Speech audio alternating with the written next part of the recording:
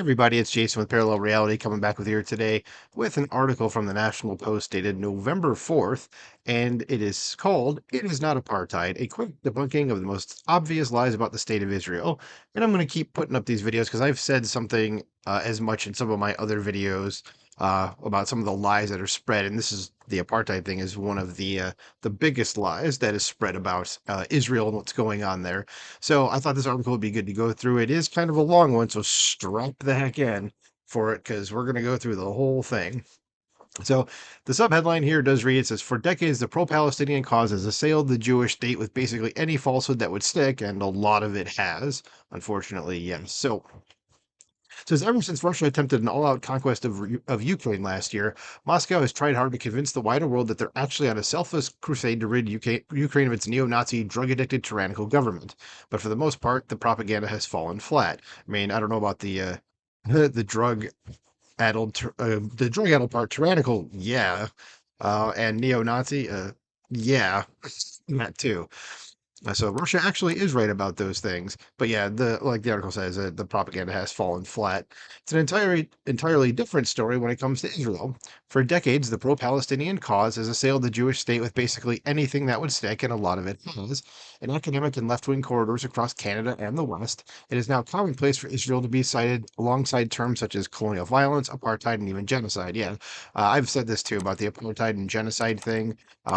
Colonial violence, not as much. The other thing is occupation would be the third one I'd put in there if there's an occupation. But I already skimmed through this article and it does go over that, so we will see. It says, but just because these terms are ubiquitous universities, that doesn't mean they're true. Below, a quick guide to the most obvious lies about the state of Israel. So, number one here is Israel is not, under any circumstances, an outpost of settler colonialism. And yeah, when you see that phrase, you know that's a leftist phrase, and it's probably someone that doesn't actually know what they're talking about. So let's see what this says. It says, on the semi-frequent occasion that Western academics have openly praised the October 7th massacres, the gist is usually that they see it as an act of decolonization. Israel is a Middle Eastern settler colony, they argue, and thus deserves whatever anti-colonial violence it receives. Yeah, that's it's always a pleasant thing to think about. It's just, oh no, you're a colonial thing, so you just need to be destroyed. And it's like, well, when does this stop? So you're going to give it back to the people who were there beforehand, were before them. Then what about the people that were there before them, and backwards and backwards? Like, how far back do we go here? So setting aside the fact that most of these academics are non-indigenous residents of countries that are actual former settler colonies, such as Canada or the United States, which is a very good point, as the basic accusation doesn't make sense in the Israeli context. Jews are not indigenous to Poland or Brooklyn, and the recent explosion in new genetic technologies has only confirmed that Jews have origins in the Middle East stretching all the way back to Neolithic times. What's more, there has been a permanent Jewish presence in the area since then, even if it was only a few thousand years prior to the start of the modern-day Zionist movement. And most Israelis are not descended from European Jews. They are primarily descended from North African and Middle Eastern Jewish communities that were forcibly expelled in the wake of the 1948 Arab-Israeli War. Okay, so there you go. So the Al-Aqsa Mosque in Jerusalem has been a major focus of Hamas. It's on their official logo, and they even named the October 7th massacres after it. It was Operation Al-Aqsa Flood. The mosque is built atop the Temple Mount, former site of the Temple of Jerusalem, which until its destruction by the Romans in the year 70 was Judaism's primary focal point. Yeah, go read about that Roman Jewish war back then. It was pretty intense. So, yeah, definitely we're not going to get into that now, though. Says, so if Israel is a settler colony, it's notable as the only one where the settlers just happen to be colonizing an area where their direct ancestors built and maintained sprawling places of worship more than 2,000 years prior, which were then destroyed and built upon by the region's supposed indigenous people. Yeah, it's a fun thing to think about. So we're colonizing a place where our ancestors already did, or already. This doesn't make any sense. So what is the next one? Number two says, want a two-state solution? Maybe ask the Palestinians why they keep rejecting one. So it says, despite what Prime Minister Justin Trudeau may have told you, any hope of a two-state solution is likely dead, at least for a generation or two. So the Palestinian side has thrown in its lot with Hamas, an Islamist group that has always been very open about its uncompromising mission to destroy Israel and eradicate its citizens. And it's surprising how many people out there don't understand that right now. Like these people are out there saying, like, we want to kill Jews and we're going to kill them everywhere they are, and then the left is like, see, they just really they don't really mean that. And then they're coming out and going, no, no, no, we actually do mean this. And I was like, no, I don't think you really do. It's like, no, guys, they do. Okay. And on the Israeli side, some of the country's last bastions of leftist pro-compromise sentiment just happened to live in the southern Israeli kibbutzes inhabited by the October 7th massacres. Yeah, all the people that wanted this two-state solution that were willing to help the Palestinians were the people that they ended up murdering. So good job, guys. But it didn't used to be this way.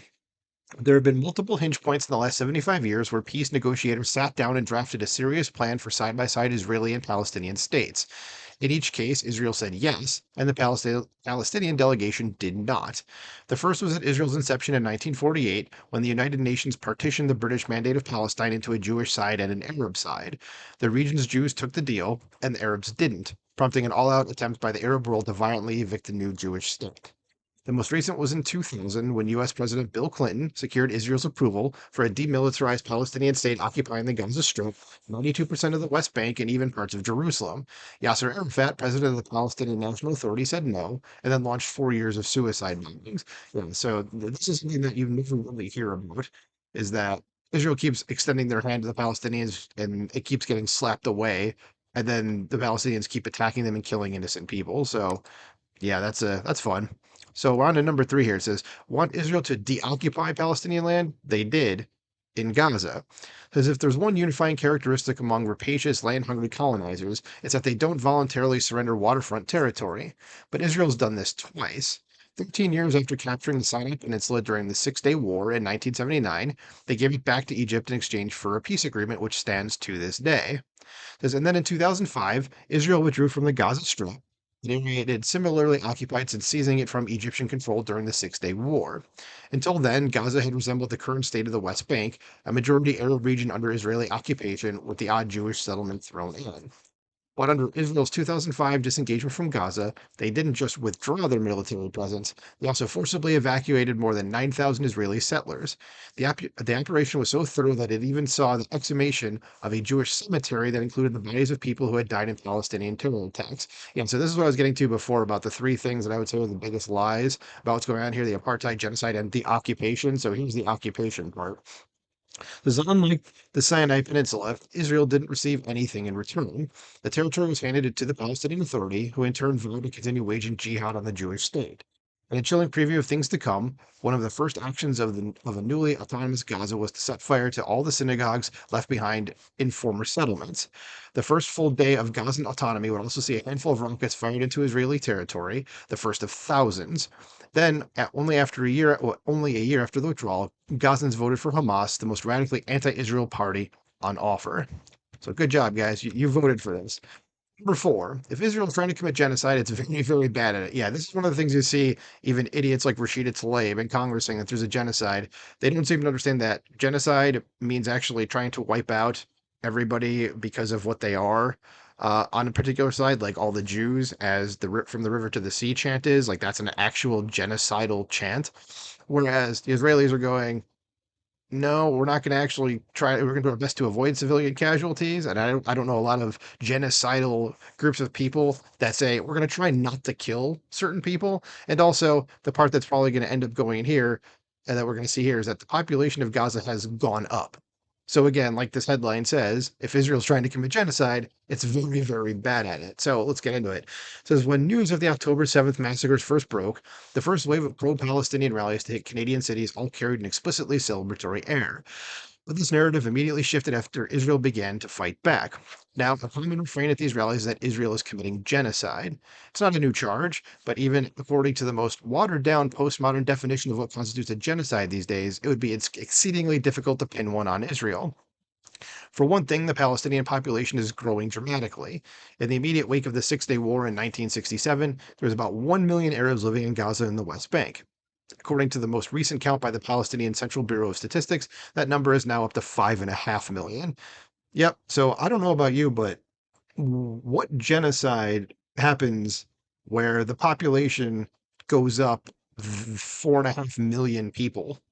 Like, I don't know. I can't think of one.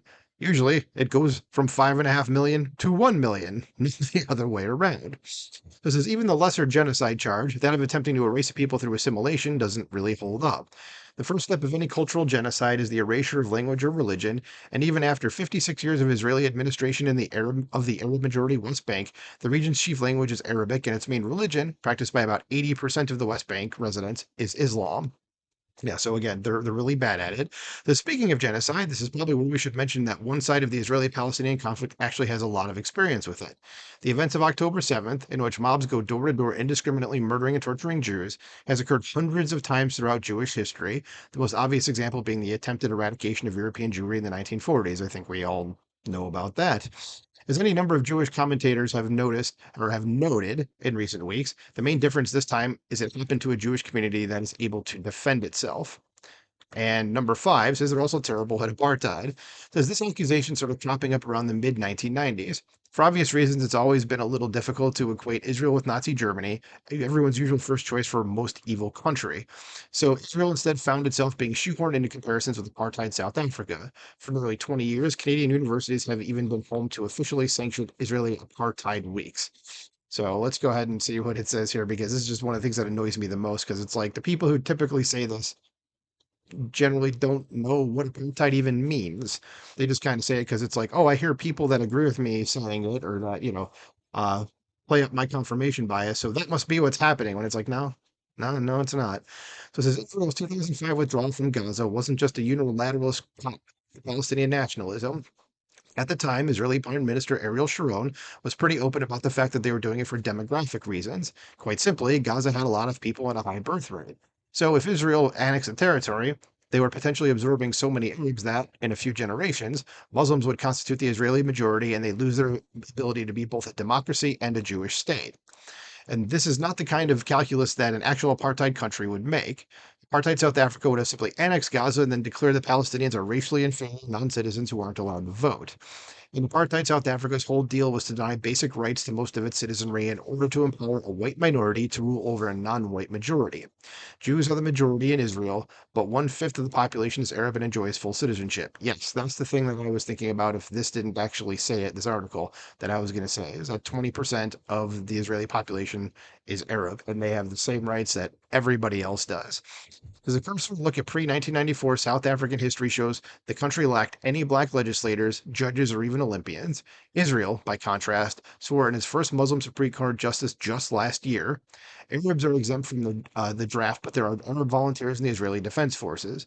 And for a brief period in 2021, Israel's Arab List political party even formed part of the country's governing coalition.